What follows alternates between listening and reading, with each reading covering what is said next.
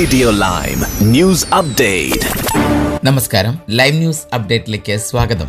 വാർത്തകളുമായി അരുൺ. മോശം പ്രകടനം കാഴ്ചവെക്കുന്ന ജലവിതരണ കമ്പനികൾക്ക് ഒളിക്കാൻ ഒരിടവുമില്ല എന്ന് പരിസ്ഥിതി സെക്രട്ടറി MR റെയ്നോൾഡ്സ് പറയുന്നു. ഇംഗ്ലണ്ടിലെയും വെയിൽസിലെയും ആയിരക്കണക്കിന് ഉപഭോക്താക്കളെ ബാധിച്ച മലിനീകരണ സംഭവങ്ങൾ, ചോർച്ചകൾ, ജല തടസ്സങ്ങൾ എന്നിവ വർദ്ധിച്ചു വരുന്നതിനെതിരെ വ്യാപകമായ പൊതുജനരോഷത്തെ തുടർന്നാണ് നിർദ്ദിഷ്ട മാറ്റങ്ങൾ വരുന്നത്.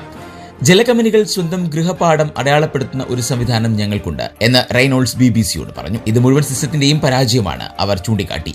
നിയന്ത്രണത്തിന്റെ പരാജയം, റെഗുലേറ്റർമാരുടെ പരാജയം ജലകമ്പനികളുടെ തന്നെയെന്നും പറയുന്നു. ഡെസ്ക് അധിഷ്ഠിത ഒരു വലിപ്പം എല്ലാവർക്കും യോജിക്കുന്നു എന്ന സമീപനത്തെ ആശ്രയിക്കുന്നതിന് പകരം വ്യക്തിഗത സ്ഥാപനങ്ങളെയും അവയുടെ പ്രത്യേകത പ്രശ്നങ്ങളെയും നിരീക്ഷിക്കാനും മേൽനോട്ടം വഹിക്കാനും പിന്തുണയ്ക്കാനും കമ്പനി നിർദ്ദിഷ്ട ടീമുകളെ സജ്ജമാക്കുമെന്ന് വാട്ടർ ധവളപത്രം വാഗ്ദാനം ചെയ്യുന്നു. ഡിഷ് വാഷറുകൾ, വാഷിംഗ് മെഷീനുകൾ എന്നിവയുൾപ്പെടെയുള്ള ഉപകരണങ്ങളിൽ സ്മാർട്ട് മീറ്ററുകളും നിർബന്ധിത ജലകാര്യക്ഷമതാ ലേബലുകളും വീടുകളുടെ ഉപയോഗവും ചെലവും നിരീക്ഷിക്കാൻ സഹായിക്കുമെന്ന് സർക്കാർ പറഞ്ഞു.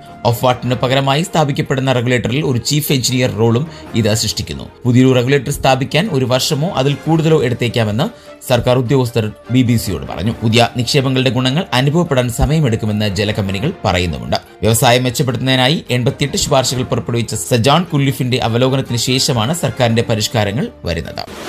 UK-യിലുടനീളമുള്ള ആകാശം വടക്കൻ ലൈറ്റ്സിന്റെ പ്രകാശത്താൽ പച്ചയും പിങ്ക് നിറവും കൊണ്ട് പ്രകാശിച്ചതായി കാണപ്പെട്ടു. സൗരോർജ്ജ സ്ഫോടനങ്ങൾ ഭൂമിയിലേക്ക് കണികകളെ അയക്കുകയും അന്തരീക്ഷത്തിലെ കണികകളുമായി പ്രതിപ്രവർത്തിക്കുകയും ചെയ്യുന്നതിന്റെ ഫലമായാണ് അറോറ ബോറിയാലിസ് എന്നറിയപ്പെടുന്ന ഈ പ്രകൃതി പ്രതിഭാസം ഉണ്ടാകുന്നത്. വടക്കൻ ലൈറ്റുകൾ കൂടുതലും ആർട്ടിക് സർക്കിളിന് സമീപമാണ് ദൃശ്യമാകുന്നത്. എന്നാൽ ഉയർന്ന സൗരോർജ്ജ പ്രവർത്തന സമയങ്ങളിൽ മറ്റ് പ്രദേശങ്ങളിലും ഇത് കാണാൻ കഴിയും.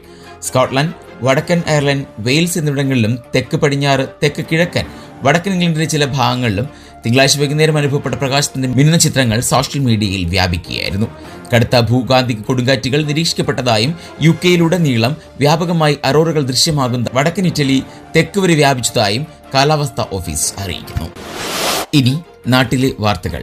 ബസ്സിൽ വെച്ച് ലൈംഗികാതിക്രമം നടത്തിയെന്ന ആരോപണത്തിന് പിന്നാലെ യുവാവ് ആത്മഹത്യ ചെയ്ത സംഭവത്തിൽ യുവതിക്കെതിരെ കേസെടുത്ത് പോലീസ്. വടകരയിൽ താമസിക്കുന്ന ഷിംചിത മുസ്തഫയ്ക്കെതിരെയാണ് മെഡിക്കൽ കോളേജ് പോലീസ് കേസെടുത്തത്. ഭാരതീയ ന്യായ സംഹിത 108 പ്രകാരം ആത്മഹത്യാ പ്രേരണ കുറ്റമാണ് ചുമത്തിയത്. 10 വർഷം വരെ തടവും പിഴയും ശിക്ഷ ലഭിക്കാവുന്ന വകുപ്പുമാണിത്. കോഴിക്കോട് ഗോവിന്ദപുരം സ്വദേശി ദീപക് ജീവനൊടുക്കിയ കേസിൽ പ്രതിയായ ഷിംചിത ഒളിവിലാണെന്നാണ് റിപ്പോർട്ടുകൾ. ഇവർക്കായി പോലീസ് തിരച്ചിൽ ഊർജിതമാക്കി. ദീപകിന്റെ അമ്മ കന്യക നൽകിയ പരാതിയിലാണ് ആത്മഹത്യാ പ്രേരണ കുറ്റം ചുമത്തി ഇവർക്കെതിരെ FIR രജിസ്റ്റർ ചെയ്തത്. കഴിഞ്ഞ ദിവസമാണ് ദീപകിന്റെ അമ്മ കന്യക കോഴിക്കോട് സിറ്റി ജില്ലാ പോലീസ് മേധാവിക്ക് നൽകിയ പരാതി medical college sub division SP ഓഫീസിൽ ലഭിച്ചത്. ഇത് പ്രകാരമാണ് കേസെടുത്തിരിക്കുന്നത് എന്നാണ് FIR-ൽ പറയുന്നത്. മെഡിക്കൽ കോളേജ് SI VR അരുണിനാണ് അന്വേഷണ ചുമതല. അന്വേഷണത്തിന്റെ ഭാഗമായി കോഴിക്കോട് മെഡിക്കൽ കോളേജ് പോലീസ് ദീപകിന്റെ വീട്ടിലെത്തി മാതാപിതാക്കളായ ചോയിയുടെയും കന്യകയുടെയും മറ്റു ബന്ധുക്കളുടെയും മൊഴി രേഖപ്പെടുത്തി.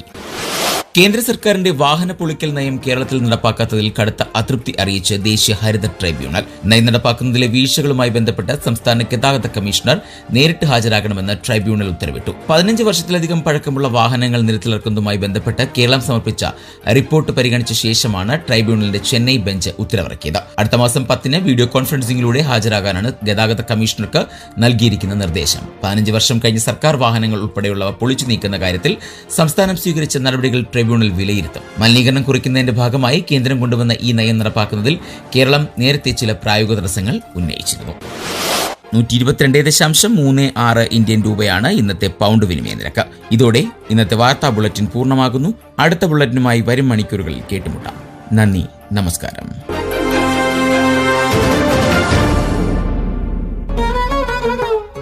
കൂടുതൽ വാർത്തകൾക്കും വിശേഷങ്ങൾക്കുമായി റേഡിയോ ലൈം ആപ്പ് ഡൗൺലോഡ് ചെയ്യൂ.